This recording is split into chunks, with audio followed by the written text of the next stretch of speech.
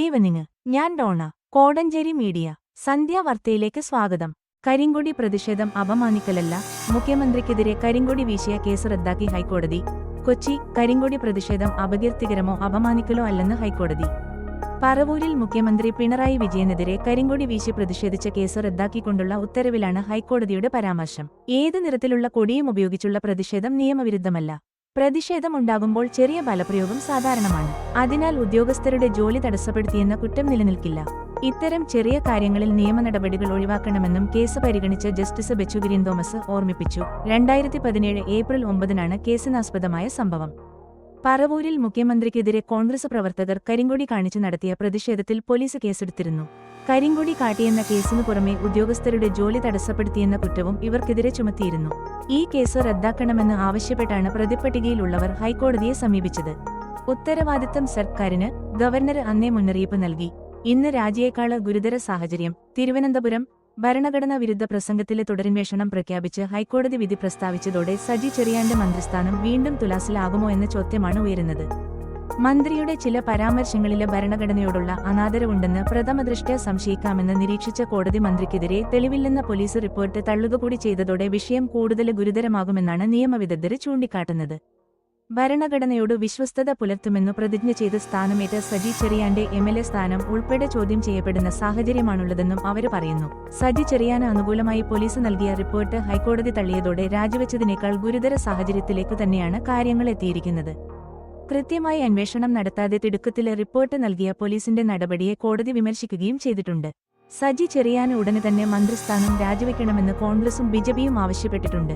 ഭരണഘടനയുടെ പവിത്രയെ അധിക്ഷേപിച്ചയാള് മന്ത്രിയായി തുടരുന്നുവെന്ന ആരോപണം ഉയർത്തിവരും ദിവസങ്ങളിലെ പ്രതിഷേധം കൂടുതൽ ശക്തമാക്കാനുള്ള ഒരുക്കത്തിലാണ് പ്രതിപക്ഷ കക്ഷികള്. സിപിഐ, ആർജെഡി തുടങ്ങിയ ഘടകകക്ഷികള് വിഷയത്തില് സ്വീകരിക്കുന്ന നിലപാടും നിർണായകമാകും. 2022-ല് മുഖ്യമന്ത്രി ആദ്യം പിന്തുണ നൽകിയെങ്കിലും സിപിഎം കേന്ദ്ര നേതൃത്വം ശക്തമായ നിലപാട് സ്വീകരിച്ചതോടെയാണ് സജി ചെറിയാന്റെ രാജിയിലേക്കു കാര്യങ്ങൾ എത്തിയത്. അന്ന് പാർട്ടിയുടെ അവലബിള സെക്രട്ടേറിയറ്റ് യോഗത്തിനുശേഷം രാജിയുണ്ടോ എന്ന ചോദ്യത്തിന് എന്തിന് രാജി എന്ന മറുചോദ്യമുന്നയിച്ച് 6-ാം മണിക്കൂറില് സജി ചെറിയാന് രാജി പ്രഖ്യാപനം നടത്തേണ്ടിവന്നിരുന്നു. 2022 ജൂലൈ 3-ന് സജി ചെറിയാന് പത്തനംതിട്ട മല്ലപ്പള്ളിയില് നടത്തിയ പ്രസംഗം വിവാദമായതിനെ തുടർന്ന് ജൂലൈ 6-നാണ് അദ്ദേഹം മന്ത്രിസ്ഥാനം രാജിവെച്ചത്. രണ്ടാം പിണറായി സർക്കാര് അധികാരമേറ്റ് 1 വർഷവും 47 ദിവസവും പിന്നിട്ടപ്പോഴായിരുന്നു ഭരണഘടനാ വിവാദത്തില് മന്ത്രിസഭയിൽ നിന്നുള്ള ആദ്യ രാജി. എന്നാല് മന്ത്രി ഭരണഘടനയെ അവഹേളിച്ചതിന് തെളിവില്ലെന്ന പോലീസ് റിപ്പോർട്ടും നിയമോപദേശവും അനുകൂലമായതിനെ തുടർന്ന് 182 ദിവസത്തിനുശേഷം വീണ്ടും മന്ത്രിസ്ഥാനത്തേക്ക് സജി ചെറിയാന് തിരിച്ചെത്തുകയായിരുന്നു. 2022 ജൂലൈ 6-ന് രാജി പ്രഖ്യാപനം നടത്തിക്കൊണ്ട് സജി ചെറിയാന് പറഞ്ഞ കാര്യങ്ങള് ഇപ്പോഴും ഏറെ പ്രസക്തമാണ്. മുഖ്യമന്ത്രി ഇക്കാര്യത്തില് നിയമോപദേശം സ്വീകരിച്ചിരുന്നു. ഞാന് മന്ത്രിയായി ഇരുന്നാല് സ്വതന്ത്രമായ അന്വേഷണം അല്ലെങ്കിൽ തീരുമാനം വരുന്നതിന് തടസ്സം വരും. അതുകൊണ്ട് മന്ത്രിയെന്ന നിലയില് തുടരുന്നതു ധാർമ്മികമായി ശരിയല്ല. അതുകൊണ്ട് ഞാന് രാജിവെക്കുന്നു എന്നാണ് സജി ചെറിയാൻ അന്ന് പറഞ്ഞത്. ഇതേ നിലയിലുള്ള അന്വേഷണമാണ് ഹൈക്കോടതി നിരീക്ഷപ്രകാരം നടക്കാന് പോകുന്നത്. അപ്പോൾ മന്ത്രി മുൻപ് പറഞ്ഞതുപോലെയുള്ള ധാർമ്മിക പ്രശ്നമില്ലേ എന്ന ചോദ്യമാണ് ഉയരുന്നത്. കേസ് നിലനിൽക്കുമ്പോൾ സജി ചെറിയാനെ വീണ്ടും മന്ത്രിയാക്കുന്നതില് ഗവർണർ ആരിഫ് മുഹമ്മദ് ഖാന് വിയോജിപ്പ് മുഖ്യമന്ത്രിയെ അറിയിക്കുകയും ചെയ്തിരുന്നു. ഭാവിയിലെ ഇക്കാര്യത്തില് തിരിച്ചടി ഉണ്ടായാല് ഉത്തരവാദിത്തം സർക്കാരിനായിരിക്കുമെന്ന സന്ദേശം മുഖ്യമന്ത്രിക്കു നൽകിയ ശേഷമാണ് ഗവർണർ സത്യപ്രതിജ്ഞയ്ക്ക് അനുമതി നൽകിയത്. അറ്റോർണി ജനറൽ ആർ വെങ്കട്ടരമണിയുടെ നിയമോപദേശവും ഗവർണർ തേടിയിരുന്നു. ഭരണഘടന അനുസരിച്ച് മന്ത്രിയെ നിയമിക്കുന്നതും പിൻവലിക്കുന്നതും മുഖ്യമന്ത്രിയുടെ അധികാരപരിധിയിൽ വരുന്ന കാര്യമാണ്. അത് അംഗീകരിക്കാതെ സത്യപ്രതിജ്ഞ തടയുന്നത് ഭരണഘടനാ വിരുദ്ധമാകുമെന്ന കാര്യവും ഗവർണർ പരിഗണിച്ചിരുന്നു. എന്നാല് ഗവർണർ നൽകിയ മുന്നറിയിപ്പ് പ്രകാരം വിഷയത്തിന്റെ ഉത്തരവാദിത്തം ഏറ്റെടുത്ത് മുഖ്യമന്ത്രി ഇനി എന്ത് നടപടി സ്വീകരിക്കും എന്നതാവും നിർണായകം. എന്നാല് തന്റെ പ്രസംഗത്തിന്റെ ഉള്ളടക്കത്തെക്കുറിച്ചല്ല മറിച്ച് പോലീസ് നടത്തിയ അന്വേഷണത്തെക്കുറിച്ചാണെന്നുമുള്ള സാങ്കേതികവാദമാണ് മന്ത്രി സജി ചെറിയാൻ ഉയർത്തിയിരിക്കുന്നത്. രാജിവെക്കേണ്ട സാഹചര്യമില്ലെന്ന് സൂചിപ്പിച്ച മന്ത്രി നിയമനടപടിയുമായി മുന്നോട്ടു പോകാനുള്ള ഒരുക്കത്തിലാണ്. പണമില്ലെന്നു സർക്കാർ, പുനരധിവാസം അനിശ്ചിതത്വത്തിൽ, ആശങ്കയോടെ വയനാട്ടിലെ ദുരിതബാധിതർ, കൽപ്പറ്റ, സഹായം നൽകാനാവില്ലെന്നു കേന്ദ്ര സർക്കാരും പണമില്ലെന്നു സംസ്ഥാന സർക്കാരും പറയുമ്പോൾ വയനാട്ടിൽ ഉരുൾപൊട്ടൽ ദുരന്തത്തെ അതിജീവിച്ചവരുടെ ജീവിതം ഇരുളിൽ. ഇനി എന്ത് എന്ന ചോദ്യവുമായാണ് ഓരോ ദിവസവും അവർ തള്ളി നീക്കുന്നത്. എല്ലാവരെയും പുനരധിവസിപ്പിക്കുമെന്ന് സംസ്ഥാന സർക്കാർ ഇടയ്ക്കിടെ വാഗ്ദാനം നൽകുമെന്നല്ലാതെ യാതൊരു നടപടിയുമില്ല. സന്നദ്ധ സംഘടനകളും വ്യക്തികളും സഹായിച്ചാൽ മാത്രമേ പുനരധിവാസം നടക്കൂ എന്ന നിലയിലേക്കാണ് കാര്യങ്ങൾ നീങ്ങുന്നത്. പുനരധിവാസത്തിന് സർക്കാർ കണ്ടെത്തിയ സ്ഥലവുമായി ബന്ധപ്പെട്ട് കോടതിയിൽ കേസുമായി. അതിനാൽ പുനരധിവാസം പുത്തുമലയിലും കവളപ്പാറയിലും നടത്തിയതുപോലെയായിരിക്കും എന്നാണ് ചൂരൽമല, മുണ്ടക്കൈ ദുരന്തബാധിതർ ആശങ്കപ്പെടുന്നത്. ഇതിനിടെ സന്നദ്ധ സംഘടനകൾ വീട് നിർമ്മാണം തുടങ്ങി.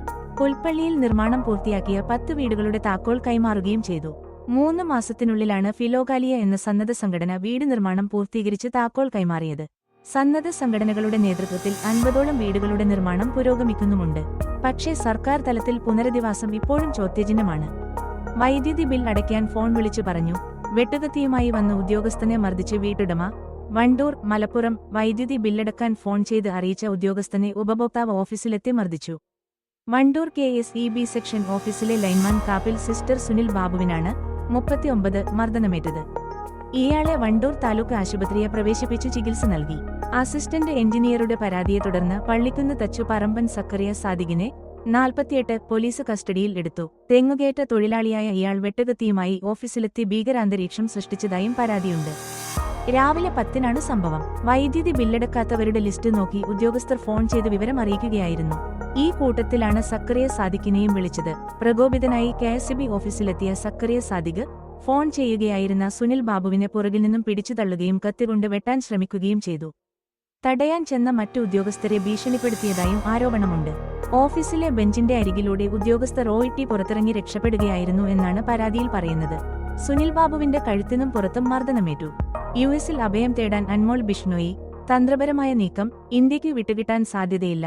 കുപ്രസിദ്ധ ഗുണ്ടാനേതാവ് ലോറൻസ് ബിഷ്ണോയിയുടെ ഇളയ സഹോദരൻ അൻമോൾ ബിഷ്ണോയി 25 അഭിഭാഷകൻ വഴി US-ൽ അഭയം തേടാൻ ശ്രമിക്കുന്നതായി റിപ്പോർട്ട്. കഴിഞ്ഞ ആഴ്ച അറസ്റ്റിലായ അൻമോളെ അയോവയിലെ പോട്ടവട്ടാമി കൗണ്ടി ജയിലിലാണ് പാർപ്പിച്ചിട്ടുള്ളത്. ഇയാളെ ഇന്ത്യയിലെത്തിക്കാനുള്ള നീക്കങ്ങൾ മുംബൈ പോലീസ് ആരംഭിച്ചിരിക്കെയാണ് US-ൽ അഭയം തേടാൻ അപേക്ഷ നൽകിയത്.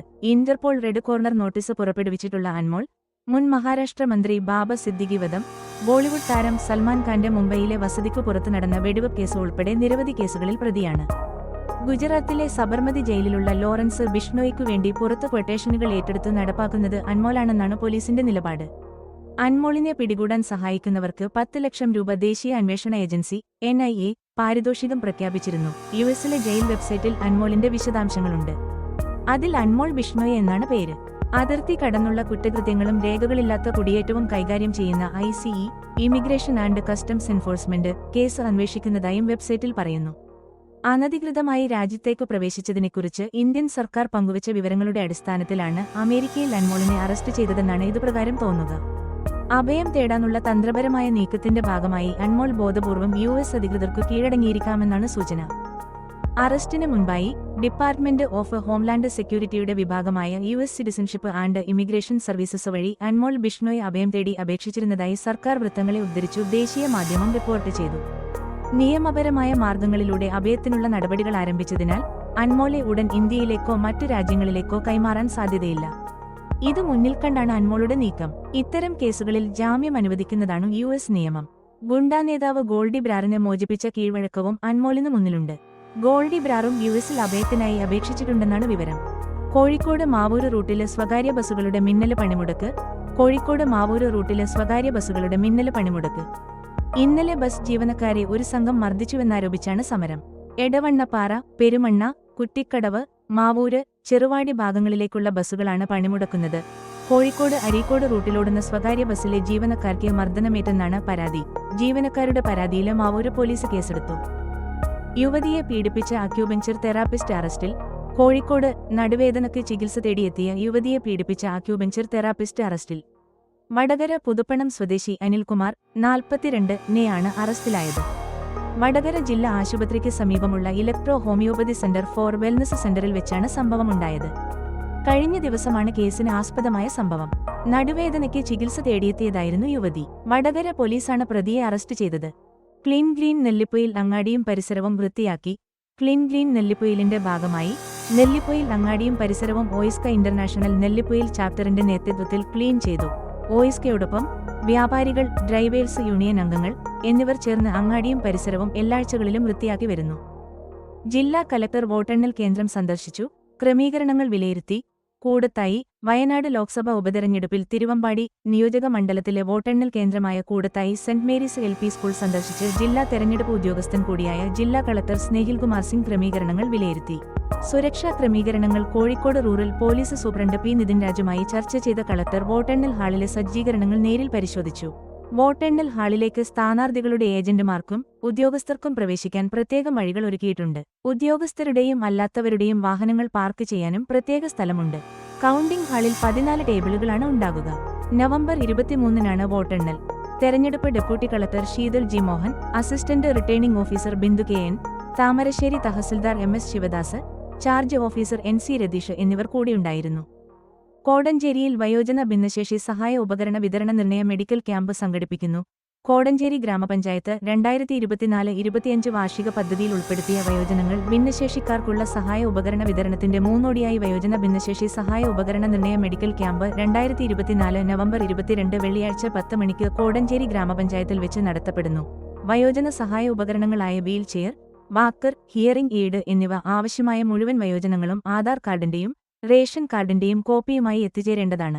ഭിന്നശേഷി സഹായ ഉപകരണങ്ങൾ ആവശ്യമായ മുഴുവൻ ആളുകളും ആധാർ കാർഡിന്റെയും റേഷൻ കാർഡിന്റെയും മെഡിക്കൽ സർട്ടിഫിക്കറ്റിന്റെയും കോപ്പിയുമായി പഞ്ചായത്തിലെത്തേണ്ടതാണ്. പാത്തിപ്പാറ ഉന്നതിയിൽ മഞ്ഞപ്പിത്തം പടരുന്നു. നെല്ലിപ്പൊയിൽ പാത്തിപ്പാറ ഉന്നതിയിൽ മഞ്ഞപ്പിത്തം പടരുന്നു. ഉന്നതിയിലെ 8 പേർക്ക് മഞ്ഞപ്പിത്തം ബാധിച്ചു. ഇവരിൽ 4 പേർ കോഴിക്കോട് മെഡിക്കൽ കോളേജ് ആശുപത്രിയിൽ ചികിത്സയിലാണ്. ഉന്നതിയിലെ 11 പേർ ഹെപ്പറ്റൈറ്റിസ് ബി ബാധിച്ച് ചികിത്സയിലുണ്ട്. മെഡിക്കൽ ക്യാമ്പും പകർച്ചവ്യാധികൾക്കെതിരെ ബോധവത്കരണവും ഊർജിതമായി നടത്തുന്നുണ്ട്. രോഗബാധയുടെ കാഠിന്യമനുസരിച്ച് വിദഗ്ധ ചികിത്സയും നൽകുന്നുണ്ടെന്നാണ് ആരോഗ്യ പ്രവർത്തകർ പറയുന്നത്. കോടഞ്ചേരിയിൽ സംരംഭകത്വ ശില്പശാല നടത്തുന്നു. കോടഞ്ചേരി ഗ്രാമപഞ്ചായത്തും കോഴിക്കോട് താലൂക്ക് വ്യവസായ ഓഫീസും സംയുക്തമായി സംഘടിപ്പിക്കുന്ന സംരംഭകത്വ ശില്പശാല നടത്തുന്നു. സംരംഭക മേഖലയെ കൈപിടിച്ചുയർത്താൻ, സംരംഭകത്വത്തിന്റെ പുതിയ വാതിലുകൾ തുറക്കാൻ 2024 നവംബർ 28 വ്യാഴാഴ്ച ഉച്ചയ്ക്ക് 2:30 കോടഞ്ചേരി ഗ്രാമപഞ്ചായത്ത് ഹാളിൽ നടത്തുന്നു. കൊടുവള്ളി ബ്ലോക്ക് വ്യവസായ വികസന ഓഫീസർ ശ്രീമതി ബിജി വിജയൻ ക്ലാസുകൾ കൈകാര്യം ചെയ്യും. PMEGP, PMFME, SOFOE തുടങ്ങി വ്യവസായ വാണിജ്യ വകുപ്പിന്റെ വിവിധ സ്കീമുകളും ആനുകൂല്യങ്ങളും സേവനങ്ങളും പരിചയപ്പെടുത്തുന്നു.